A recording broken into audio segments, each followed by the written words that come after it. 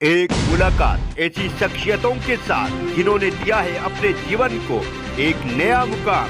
रूबरू कराएंगे ऐसी कुछ हस्तियों के साथ एक खास शख्सियत के साथ मुलाकात जयदेव पटेल के साथ नंबर 1 इंडिया न्यूज पर।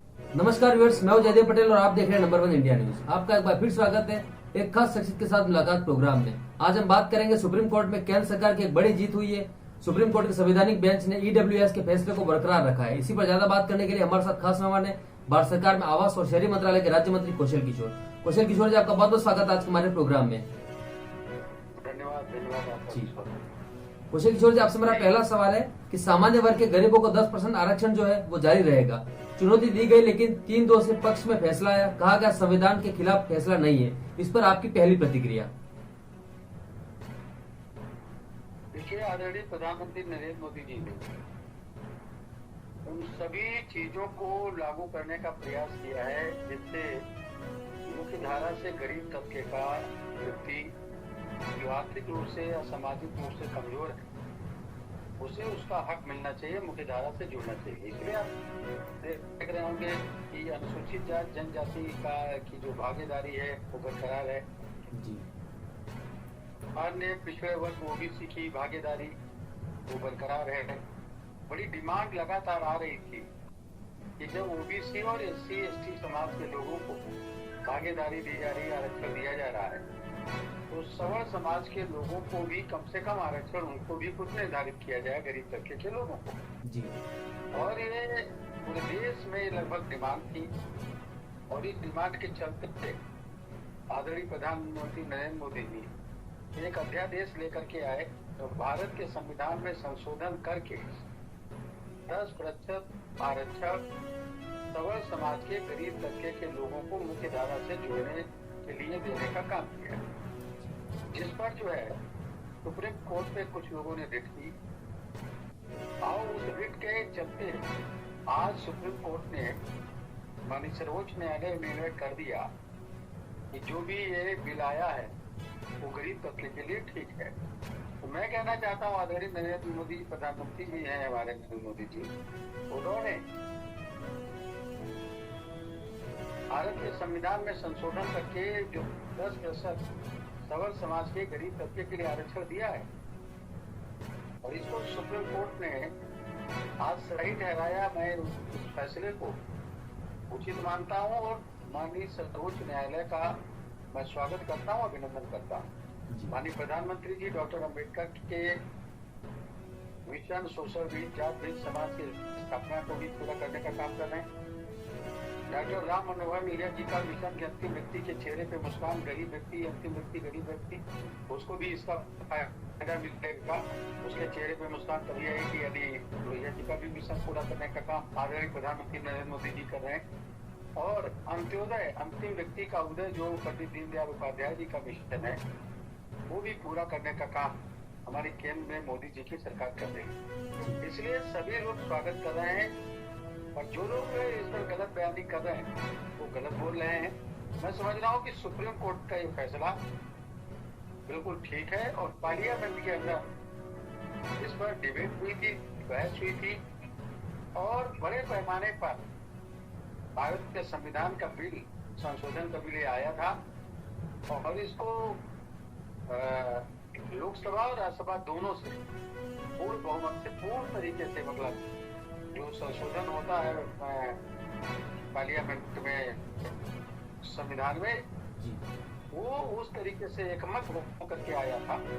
इसलिए सभी को स्वागत करना चाहिए इसको और जो लोग भी इस पर बोल रहे हैं वो गलत है। कौशल किशोर जी, एक सवाल बार बार सभी के मन में आ रहा है और इस सवाल का जवाब हर कोई जानना चाह रहा है कि जो 50% का जो एक बैरियर था, क्या उस बैरियर को तोड़ा गया है? क्योंकि कांग्रेस नेता उदित राज के अलावा और भी कई लोग इस फैसले के बाद बार बार कह रहे हैं कि हम 30 साल से लड़ाई लड़ रहे थे, तब सुप्रीम कोर्ट ने कहा कि 50% के बैरियर को नहीं पार कर सकते हो, लेकिन इस बार कर दिया है। तो इन आरोपों में कितनी सच्चाई है? ऐसा है, भारत के संविधान में संशोधन करने की पावर पार्लियामेंट को है। ये बैरियर जो लोग कह रहे हैं कि तब सुप्रीम कोर्ट ऐसे बोलता था, अरे आप संविधान में संशोधन का बिल लाते ना अब भारत के संविधान में संशोधन करते तो जैसे ही भारत के संविधान में संशोधन होकर के पार्लियामेंट में लोकसभा और राज्यसभा में बिल पास होकर के जाएगा तो वो संविधान बन जाएगा, संविधान का एक अंग बन जाएगा। तो सुप्रीम कोर्ट तो उसी तरीके से निर्णय करेगा।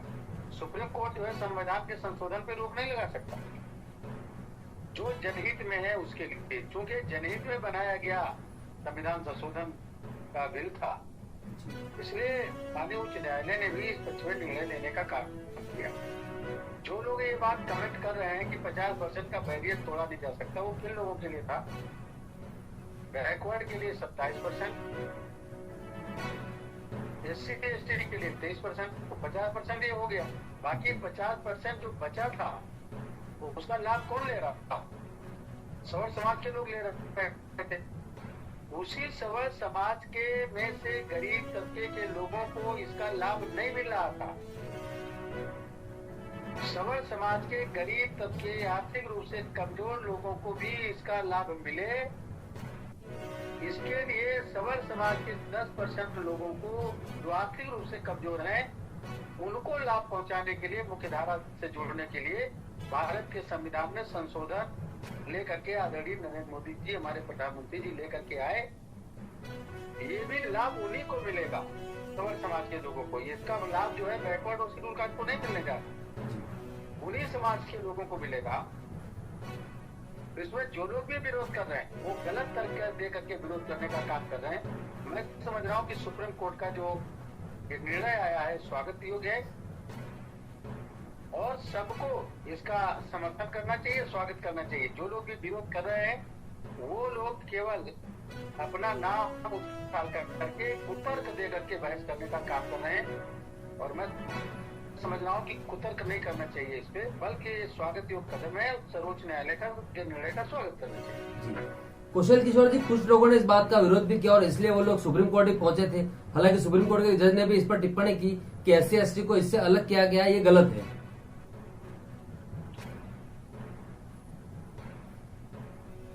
नहीं, जो लोग भी तर्क को लेकर के जा रहे हैं वो गलत तर्क है उसका। आबादी के अनुपात में SC और ST को 23% की भागीदारी सुनिश्चित कर दी थी जी। डॉक्टर के नेतृत्व में जो संविधान सभा बनी थी वो, और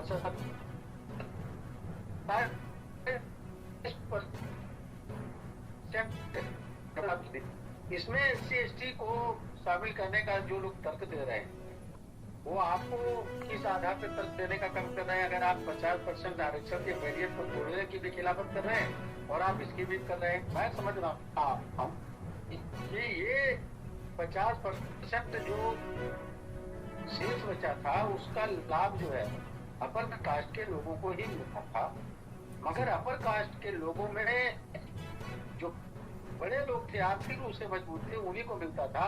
गरीब तबके के लोगों को उसका लाभ नहीं मिलता था। इससे वो संशोधन लाभ के आपके 10% लोगों को फायदा मिलेगा। हम इसका स्वागत करते हैं और सभी को जो डॉक्टर अम्बेडकर के मिशन को मानते हैं या अम्बेडकरवादी हैं, सच्चे अम्बेडकरवादी हैं जी, वो इसका स्वागत करना चाहिए जी। कुशल किशोर जी, आप हमारे दर्शकों को ये भी समझाइए कि इस फैसले के बाद क्या बदल जाएगा। आप लोगों की मूल भावना जो थी उसका बिल पास करवा दिया, विरोध हुआ, लेकिन अब जब इसकी राह जब आसान हो गई है तो अब यहाँ से आगे आने वाले भविष्य में क्या बदलाव देखते हैं आप उन लोगों को लेकर के जिनके लिए आपने आरक्षण दिया है? वो तमाम वो लोग जिनको लोग भड़काया करते थे, SC ST के लोगों को आरक्षण मिला हुआ है, वो भी इसी के लोगों को आरक्षण मिला हुआ है। हमको उस गरीब तबके के लोगों को ये भड़का देते थे कि आपको इसलिए इसका फायदा नहीं मिल पा रहा है क्योंकि इतना प्रतिशत उनको फला के लिए रिजर्व है।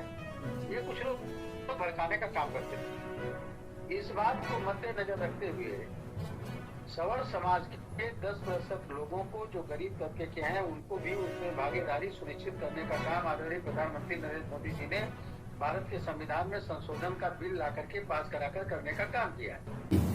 कुशल किशोर जी, आपने नंबर इंडिया के समय निकाला, उसके लिए आपको बहुत बहुत धन्यवाद। Thank you.